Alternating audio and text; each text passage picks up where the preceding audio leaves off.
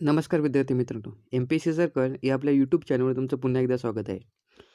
परत घेऊन आलो आहोत आपण अजून एक क्वेश्चन सीरीज. ऑलरेडी 3 लेक्चर हे आपल्या चॅनलवर अपलोड झालेले आहेत. जे काही आमचे इम्पॉर्टंट क्वेश्चन कव्हर करायचा प्रयत्न करतोय. त्यातील बरेचसे क्वेश्चन्स हे काही क्वेश्चन्स हे मागच्या वर्षी विचारले होते. ते मी पण तुम्हाला सांगितलेत आणि काही क्वेश्चन्स हे यावर्षी यायची प्रोबॅबिलिटी खूपच जास्त प्रमाणात आहे. कारण सॉम म्हटल्यानंतर आपण नेहमी जातो ते न्यूमेरिकल क्वेश्चनसाठी. पण जनरली आर-टी-ओचा पेपर पाहिल्यानंतर एक गोष्ट लक्षात येते, की थेरी क्वेश्चन आपल्याला खूप जास्त प्रमाणात पाहायला मिळत आहेत. आणि त्यानुसार आयोगाचा जो काही दृष्टिकोन आहे क्वेश्चन्स मांडण्याचा किंवा द्यायचा, त्यानुसार आपण क्वेश्चन्स कव्हर करत आहोत. ठीक आहे. होप सो तुमचा स्टडी तर झालेला असेलच. बऱ्यापैकी आता थेरॉटिकल पार्ट्स मुलांनी कव्हर केले असेल. म्हणून आपण डायरेक्टली आता क्वेश्चन सीरीजवर जातोय. कारण आणि क्वेश्चन सीरीजमधून आपण थोड्याफार प्रमाणात कॉन्सेप्टला सुद्धा कॅप्चर करायचा इथे प्रयत्न करत आहोत. तर ज्यांनी कोणी बाकीचे व्हिडिओ पाहिले नसेल तेही पाहून घ्या. लिंक डिस्क्रिप्शनमध्ये दिलेलीच आहे आणि हाही व्हिडिओ पूर्णपणे पहा. खूप जास्त प्रमाणात तुम्हाला मदत होईल. आपला आजचा जो चॅप्टर आहे तो शिअर स्ट्रेसेस आणि bending stress. Shear force diagram आणि बेंडिंग मोमेंट डायग्राम आपण मागच्या ह्याच्यात पाहिलं. आता डायग्राम झाल्यानंतर मोमेंट झाल्यानंतर आपण आता स्ट्रेसेसवर जातोय. ठीक. चला तर मग आता वेळ वाया न घालवता लेक्चरला सुरुवात करूया. बघा. First question. आता 2017ची जी काही आर-टी-ओची मेन्स एक्झाम झाली त्यामध्ये विचारलेला हा क्वेश्चन. क्वेश्चन काय होता की neutral axis of the cross section of the beam is that axis at which the bending stress is. आता सरळ याचा ऑप्शन आन्सर एमध्ये असणार आहे 0. का? कारण जेव्हा आपण स्ट्रेस डायग्राम ड्रॉ करतो, कसली बेंडिंग स्ट्रेसची डायग्राम ड्रॉ करतो, तेव्हा आपल्याला एक गोष्ट लक्षात येते की जेव्हा बेंडिंग स्ट्रेस ॲक्ट होतो तेव्हा तो अशा प्रमाणात काय ॲक्ट होतो. ठीक आहे. एक ह्या प्रमाणात आणि हा जो मधला ॲक्सिस असतो तो काय असतो आपला न्यूट्रल ॲक्सिस असतो. मग काही प्रमाणात वरती काय होतं टेन्शन होतं किंवा कंप्रेशन होतं आणि इथे टेन्शन किंवा कंप्रेशन स्ट्रेस इथे आपल्याला पाहायला मिळतात. ठीक आहे. मग दोन्ही याच्यामधला समजा एखादा रेक्टँग्युलर सेक्शन आहे, याच्यावर जर बेंडिंग स्ट्रेसेस आपण ड्रॉ करायला घेतलं डायग्राम, ते बेंडिंग स्ट्रेसेस कशा पद्धतीने होणार या अशा पद्धतीने डायग्राम होणार. पण मधला जो ॲक्सिस असतो, ठीक आहे, ज्यावर आपला बेंडिंग जो काही स्ट्रेस आहे तो काय असतो 0 असतो, त्याला काय म्हणतो आपण न्यूट्रल ॲक्सिस. मग न्यूट्रल ॲक्सिस म्हणजे काय सर असा ॲक्सिस का ज्यावर आपला बेंडिंग स्ट्रेस 0 असतो. ठीक आहे. आणि त्यांनी न्यूट्रल ॲक्सिस आपला 0 ॲक्सिस असतो. त्याने डायरेक्ट ऑप्शनमध्ये 0 दिलेलं आहे. Option 1 is correct answer. ठीक आहे. होप सो की तुमची कन्सेप्ट क्लिअर झाली असेल.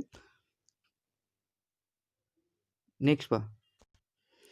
पुढचा जो क्वेश्चन होता तो आर-टी-ओ मेन्समध्ये आयोगाने 2017मध्ये विचारलेला होता आणि क्वेश्चन असा होता की the shear stress distribution over a beam cross section is shown in the figure and the beam is of.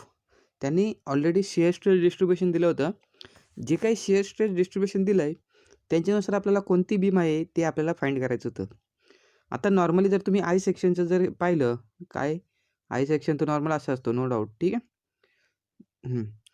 त्याचं जर शिअर स्ट्रेस डिस्ट्रीब्युशन जर पाहिलं तर ते तुम्हाला लक्षात येईल की हे असं असतं, नंतर इकडे जातं, ते फॉलो होतं, परत ते इकडे जातं हे. बरोबर. मग सर हे आय सेक्शनचंच दिलं आहे, पण त्यांनी आय सेक्शनमध्ये 2 ऑप्शन दिलेत. एकतर इक्वल फ्लेंज किंवा अनइक्वल फ्लेंज. मग हे जर इक्वल असतं तर हा जो शेप आहे मधला तो दोन्ही साईडला सेम असता. आता हे काय झालं एका साईडला फ्लॅटन आहे कर्व आणि एका साईडला तो कर्व सेक्शनमध्ये. म्हणून आपल्याला एवढी एक गोष्ट लक्षात येईल का जर तो इक्वल असता तर हा नॉर्मल हा जो काही कर्व आहे हा काय असता एकदम कर्वेचरमध्ये असता किंवा हा वाला पोर्शनसुद्धा कर्वेचरमध्ये असता किंवा हा एकदम फ्लॅटनमध्ये असता. ठीक आहे. तर मग option B is our perfect answer की हा अनइक्वल्स आहे. मग सर टी सेक्शनचा हा जो आपला टी सेक्शन आहे बरोबर. मग टी सेक्शनचं आपलं हे कसं असतं तर ते जनरली अशा पद्धतीने आपल्याला पाहायला मिळतं. ठीक आहे. हे एका कॉवर असं आणि हे पूर्ण एका ह्याच्यात असतं. ठीक आहे. जो काही तुमचा वेबचा पोर्शन आहे आणि फ्लेंजचा पोर्शन आहे त्याच्यानुसार आपला शिअर स्ट्रेस डिस्ट्रीब्युशन चेंज होत असतं. ठीक आहे. चला option B is our correct answer. Next question बघा. परत आर-टी-ओने 2017च्या मेन्स जी झाली आर-टी-ओची त्याच्यामध्ये हा आयोगाने विचारलेला क्वेश्चन आहे. What is the shape of the shearing stress distribution across the rectangular cross section. आता रेक्टँग्युलर जर क्रॉस सेक्शन पाहिला तर त्याचं काही जे काही शेप असतं ते काय असतं आपलं जनरली पॅराबोलिक असतं. मग सर सर्क्युलर, तर सर्क्युलरचंही तुम्हाला पाहायला मिळेल. सर्क्युलरचंही काय असतं आपलं सेमच. जेव्हा सर्क्युलर सेक्शनची बात केली जाते तेव्हा त्याचंही वेगळं असतं, पॅराबोलिक असतं. मग ऑप्शन बी इज करेक्ट. ठीक आहे, चला. What is the ratio of the maximum shear stress to the average shear stress of the beam in circular section? काय बोलले ते? Maximum shear stress to the average shear stress म्हणजे tau max upon tau ॲव्हरेजचा जो काही ratio असतो तो circular सेक्शनसाठी किती असतो? तो असतो सर्क्युलर सेक्शनसाठी जनरली 4/3. किती असतो? 4/3. मग 4/3ला जर आपण कन्वर्ट केलं तर ते काय होतं 1.33. ठीक आहे. आणि अजून एक असतं की ट्रायंगल आणि रेक्टँगलची जर त्यांनी बात केली तर ट्रायंगल आणि रेक्टँगलचा जो काही रेशो असतो मॅक्सिमम टू ॲव्हरेजचा तो असतो 1.5, 3/2. पुढच्या काही क्वेश्चनमध्ये आपल्याला असे क्वेश्चन पाहायला मिळतील तेव्हा आपण ते कव्हर करूया. ठीक आहे. द व्हेरिएशन ऑफ द, परत एकदा next question, the variation of the bending stress in a curve beam is ... in nature. तर जे काही आपलं हे असतं बेंडिंग स्ट्रेसचं व्हेरिएशन ते कोणतीही बीम असो ते आपलं कशाच्या फॉर्ममध्ये असं लिनियरलीच असं लिनियर फॉर्ममध्ये पाहायला मिळतं. Next question, the beam of a uniform strength has a constant shear force. ठीक आहे, constant shear force, bending moment, cross sectional area आणि डिफ्लेक्शन. तर बीम ऑफ युनिफॉर्म स्ट्रेंथ म्हणजेच काय? एक अशी बीम का जिची आपली बेंडिंग मोमेंट ही काय असते कॉन्स्टंट असते. ठीक आहे, बेंडिंग मोमेंट ही कॉन्स्टंट असते. मग अशा बीममध्ये जो काही शिअर स्ट्रेस असतो ना तो काय असतो? 0 असतो.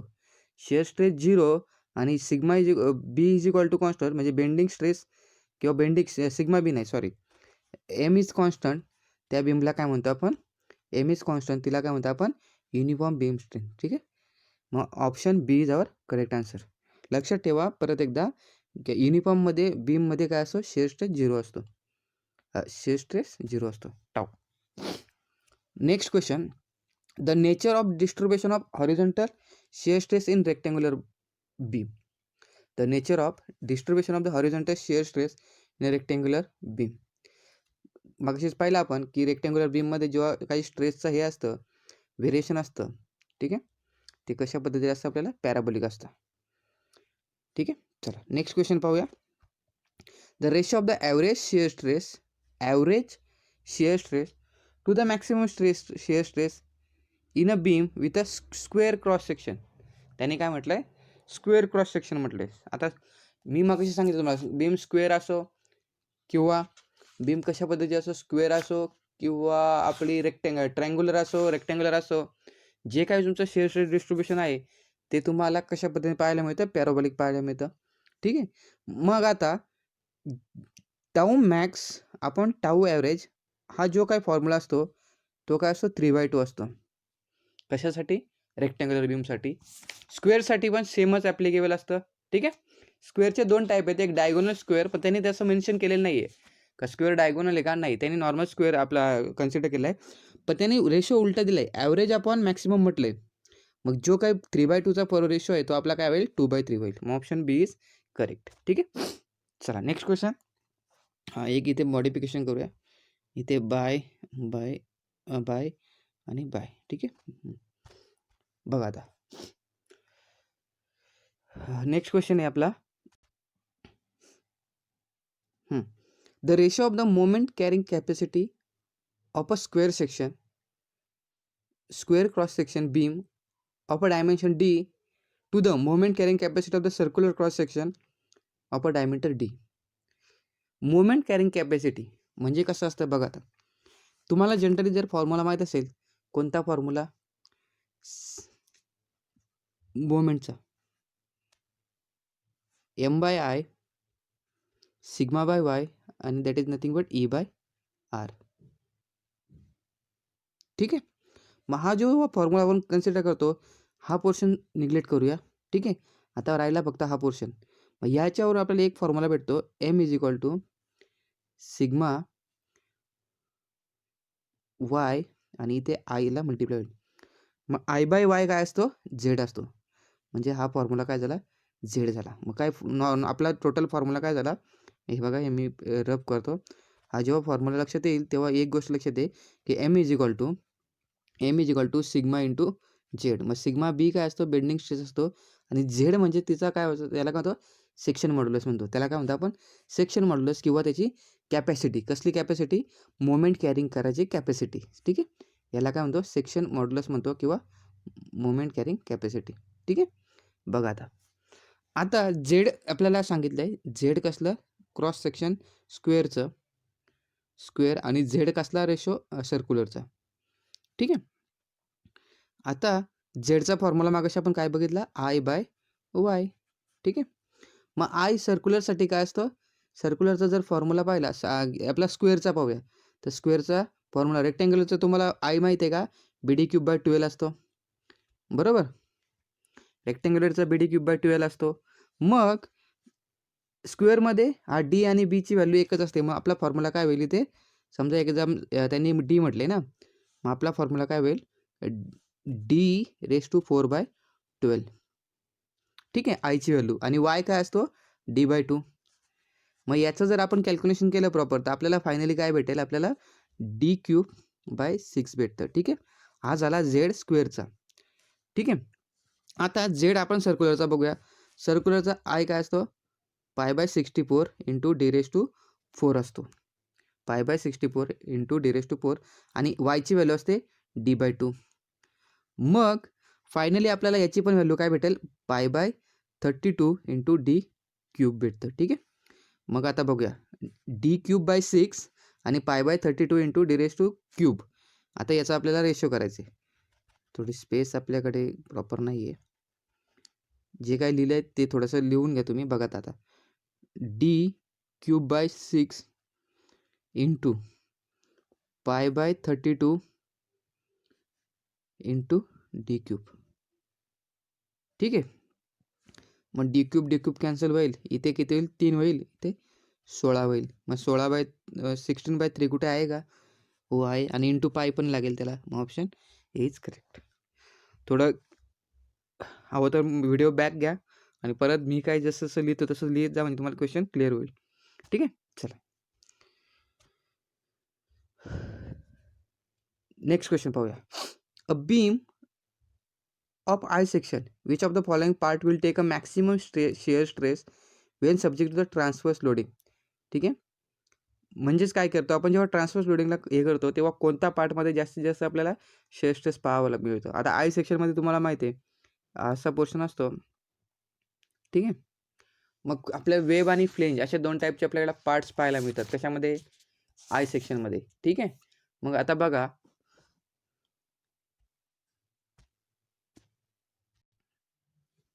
जेव्हा आय सेक्शन ड्रॉ करतो, आय सेक्शन जेव्हा ड्रॉ करतो तेव्हा एक गोष्ट लक्षात आहे की हा जो वरचा पोर्शन असतो त्याला फ्लेंज म्हणतो, आणि जो सेंट्रल पोर्शन असतो त्याला काय म्हणतो आपण, वेब म्हणतो. मग नॉर्मली जर आय सेक्शनचं आपण हे केलं, ड्रॉ केलं, काय ड्रॉ केलं, आय सेक्शन जेव्हा मी shear stress distribution diagram draw करतो, मॅक्सिमम शेअर स्ट्रेस कुठे आपल्याला पाहायला मिळतं, तर ते आपल्याला पाहायला मिळते कुठे, मॅक्सिमम शेअर स्ट्रेस आपल्याला वेबमध्ये. म्हणजे काय असणार, आपला ऑप्शन 2 इज करेक्ट आन्सर. ठीक आहे. Pure bending means, pure bending म्हणजे काय, तर बघा, option A, the bending moment shall be accompanied by twisting, can't say, shear force is 0, there is no twisting.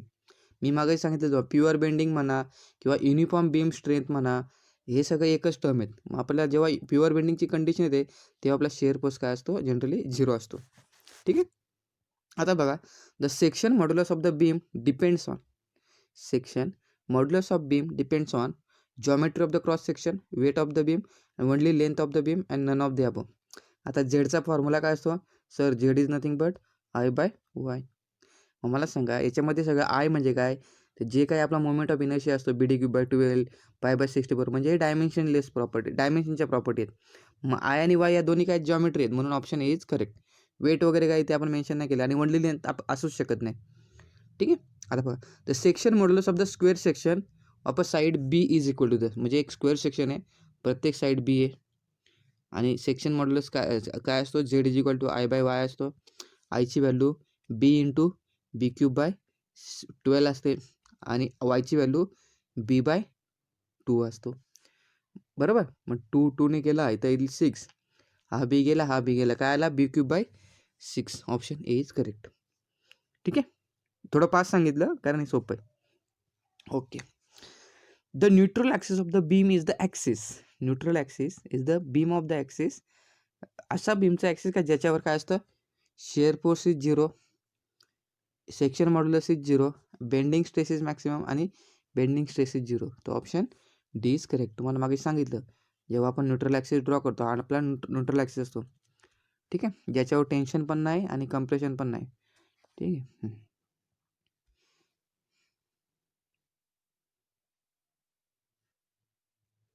Okay, त्याने एक असं म्हटलं की ratio of fracture strength of the square section with 2 sides horizontal, म्हणजे square असावाला त्याचे 2 side horizontal आहेत, to its diagonal horizontal, म्हणजे असा स्क्वेअर सेक्शन डायमंडवाला, त्याचं जनरली रूट 2 मध्ये असतं. रूट 2 असं एक क्वेश्चन आहे माग पुढे, त्याच्यामध्ये पाहूया आपण.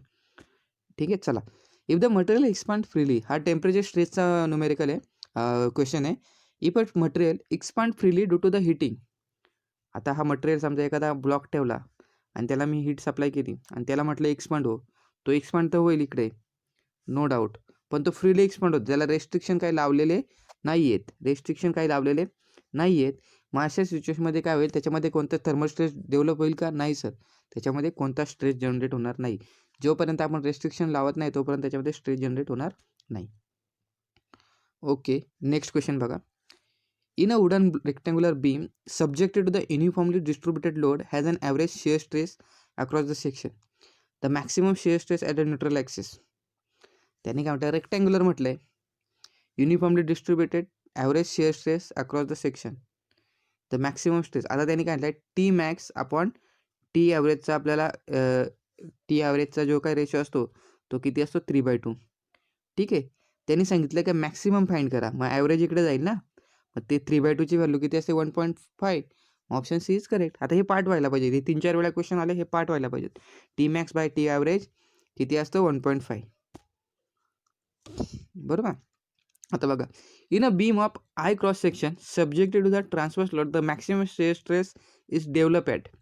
आता आय सेक्शनचा जर शेअर स्ट्रेसचा डेव्हलप फॉर्म्युला पाहिला तो असा असतो, असा, परत इकडे बॅक, परत असा, आणि हा मधला पोर्शन असतो तिथे असतो टी मॅक्स असतो. कोणत्या पोर्शनला, ह्या पोर्शनला, आणि तो पोर्शन असतो आपला वेबचा. तर आपण काय म्हणू शकतो याला, at the top centre of the web. ठीक आहे, बाकी हे बॉटम फ्लेंज वगैरे नसतं, 1/3 वगैरे नाही म्हणू शकत डायरेक्टली. चला, प्युअर बेंडिंग, परत क्वेश्चन रिपीट झाला, shear force is 0. Okay, which of the correct relation in a beam. मी मागाशी तुम्हाला सांगितलं एक क्वेश्चन असतं, डायरेक्टली यायची शक्यता आहे. M/I, कुठे आहे M/I, सगळीकडेच, इथे पण आणि इथे. σ/y, σ/y, E/r. Option C is correct answer. बाकी त्याच्यामध्ये एम म्हणजे काय, बेंडिंग मोमेंट असते. आय म्हणजे काय, second moment of inertia. Bending stress असतो सिग्मा. वाय असतं डिस्टन्स फ्रॉम न्यूट्रल लेअर, हे वाला जे असतं ना, मी मागेचपासून सांगतो, न्यूट्रल ॲक्सिस, न्यूट्रल लेअर, हे जेवढं काही डिस्टन्स असतं ना, त्या जिथे आपला स्ट्रेस त्याला वाय म्हणतो. ठीक आहे, आणि ई असतं यंग्स मॉड्युलस, आणि आर असतो रेडियस ऑफ कर्वेचर. ठीक आहे, जिथे आपला बेंडिंग स्ट्रेस आपल्याला पाहायला मिळतो. नेक्स्ट क्वेश्चन, अच्छा, न्यूमेरिकल आहे, पटकन स्क्रीनशॉट काढून ठेवा आणि प्रॉपरली सॉल्व करा. मी वरच्यावर सांगणार आहे, सॉल्व नाही करणार आहे. द स्टील वायर दिली त्यांनी, 10 मीटरची डायमीटर आहे, bend into the circular shape of 5 metre radius, R दिला आहे त्यांनी. What will be the maximum stress induce in a wire when E is equal to 20 GPa. त्यांनी काय फाइंड करायला सांगितलं आहे, मॅक्सिमम स्ट्रेस म्हणजे काय, सिग्मा बी. मग आपल्याला काय करायला लागेल, सगळं गिवन डेटा मांडून ठेवलं आणि हा फॉर्म्युला अप्लाय केला, M/I, σ/y, E/r. सांगितलं काय, मोमेंट दिले का, नाही. मोमेंट ऑफ इनर्शियाचं काय म्हटलं का, नाही. मग आपण हा फॉर्म्युल्यामधला हा वाला पोर्शन घेऊया, कारण सिग्मा सांगितलं काढायला, वायची व्हॅल्यू हमेशा D/2 असते, बरोबर. ई तुमच्याकडे अवेलेबल आहे, आर तर दिला त्यांनी 5 मीटर, बस बघा वायची व्हॅल्यू पण टाकली तिथे. मग फॉर्म्युल्यामध्ये टाकल्यानंतर आपल्याला सिग्माची व्हॅल्यू फाइंड करता येईल. हा तुम्ही सॉल्व करा, मी फक्त वरच्यावर तुम्हाला हिंट दिली.